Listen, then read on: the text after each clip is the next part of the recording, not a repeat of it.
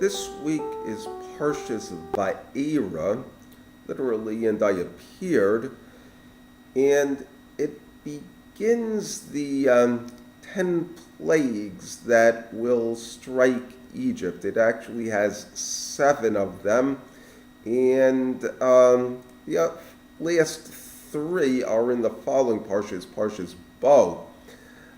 It deals with the refusal of Egypt, Pharaoh in particular, to allow the children of Israel to leave Egypt, and how obstinate he is about it, and how destructive the obstinacy becomes. The basic sin of Egypt is that they do not want the children of Israel to leave their country. It starts basically with Yoseph when Pharaoh makes him the viceroy. He puts a gold chain around his neck, which is a collar. It's a golden one, but nevertheless, the message is clear. He can't go anywhere. When Yoseph buries his father, Yaakov, in the Ma'arat HaMachpelah in the Holy Land, Pharaoh basically only consents because Yoseph was sworn to do so. And even then, he sends a large contingent with him, ostensibly an honored guard. To a certain extent it is, but it's also to ensure that he will return the possessions of the Israelites remain in Egypt, and as well as their children. To a certain extent they are hostages. But it's politely done, and it's not the only issue at the time. The idea is that Yoseph and Israel have built up Egypt, have done them a very great service, and they have every right to leave. When they came, it was just to sojourn there, to be there temporarily. It's similar to the story of Lavan, who is happy to have Yaakov working for him, but he treats him basically as a child who is helping his parents around the family business, helping him around the store. He doesn't want to pay him anything. He doesn't want to give him anything. And when this has gone on for a while, when Yaakov is an adult, wants to just grab everything that he can, just keep him working. That's the basic idea of Egypt. Similar ideas, you have an employee and he starts off as inexperienced, but he learns the job. Eventually it's appropriate for him to move on. He's no longer an apprentice. Now he's going to be a master craftsman on his own, making his own money, making a proper wage. That's the basic idea. In the case of Pharaoh, they are very stubborn. They don't want the Bnei Yisrael to leave at all. What it starts off with them is first, they become suspicious of them, that they'll team up with an enemy and use it as a means to escape. Then they impress them into public service. And then they actually start killing their children, killing the boys, but letting the girls live, let the people survive. But the nation starts becoming disgusting in the eyes of Egypt. Another sign that they really, that the time has come for them to leave. Um, the problem when a person really stubbornly holds on to a sin is at some point the sin starts to rule over them, in which case they start losing their common sense and their decency. Um, and this starts in the case of Pharaoh in Egypt when Moshe comes to Pharaoh and he has his staff and he turns his staff into a snake. Pharaoh's magicians do the same thing. Then Moshe, the staff of Moshe eats the staffs of the Egyptian magicians. At that point, it should be clear to Pharaoh that attempts to hold the Bnei Yisrael in his domain will fail. And that is the point at which he should, or one of the points at which he should let them go. You have a similar idea in the story of David and Goliath, David and Goliath, where the idea is that one side will send their champion, the other side will send their champion. There'll be one duel between them.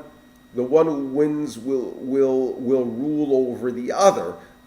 So to speak, if your champion can beat our champion, we don't have to kill thousands of soldiers. We know how it's going to end up. That's the situation there. However, Pharaoh refuses, and what emerges is he starts becoming an apikoursis. He starts playing silly games. When you have the plague of the lice, his advisors say outright that this is the finger of God. But nevertheless, he still has to haggle. In the case of the locusts, Pharaoh's advisors say to him that when they say that when Moshe says the locusts are coming, they believe it. And they say, how long is this man going to be a stumbling block for us? But nevertheless, they still they'll negotiate, but they never really come to an agreement. He'll throw Moshe out of his presence to maintain his ego. It's at this point, what it is it's a retribution for the basic sin of holding the Bnei Yisrael in Egypt against when they really should be leaving, as well as his very cruel treatment of them. As a result of that, he starts behaving in ways that are very irrational. The basic idea is that's being taught to us is to show just how destructive stubborn adherence to a sin can be. That you have a sin that really is not all that severe, and it results in great destruction on the nation and on the people involved. And in the end, many of the people are physically destroyed when they are drowned in the Red Sea. There are different levels in which a person learns to adjust his behavior. Growing up means change. We like to think that we were born knowing everything, and everything that we've done and will do will be flawless. That is not true. what will happen is a person will have to he'll learn certain things. They'll be born with certain characteristics. Some of them have to be refined. Some of them have to be changed. What you will have is hints and principles that come a person's way. In the case of religion, especially the ethical and aspect of it, you may have a principle which a person will adhere to as a matter of faith. What will happen in addition to that is there are certain ideas that are intellectually pleasing. There are certain ideas that we like. There are certain ideas that are very practical. In addition to that, you have an issue of intensity. Sometimes something is presented in a very subtle way. Other times it is very explicit. The higher a person is, the less he needs to push him in the proper direction. If he's a wise man, he will get the idea very quickly and he will change. If he is principled, he will understand the basic ideas and then infer it to his general behavior. Other people are practical. They see, well, this works, this doesn't. So I don't have to go see a disaster for me to change my approach. There's also a social aspect of it in that there are times when, typically I should say, the society is right and the person benefits by conforming to the rules of the society. However, there are times when the person has either an idea or is generally above the righteousness of the society, in which case he has to be a nonconformist. He has to say basically everybody else is wrong and I'm right and I'm going to do it my way. In which case there is a price to be paid. This is the suffering tzaddikim. The basic idea is that a person, when he knows what is right and he knows that it is the beneficial thing to do, and that ultimately others will see it his way, he will then go in that direction and be persistent in that direction. That is where you have, shall we say, the stubbornness of Kedusha.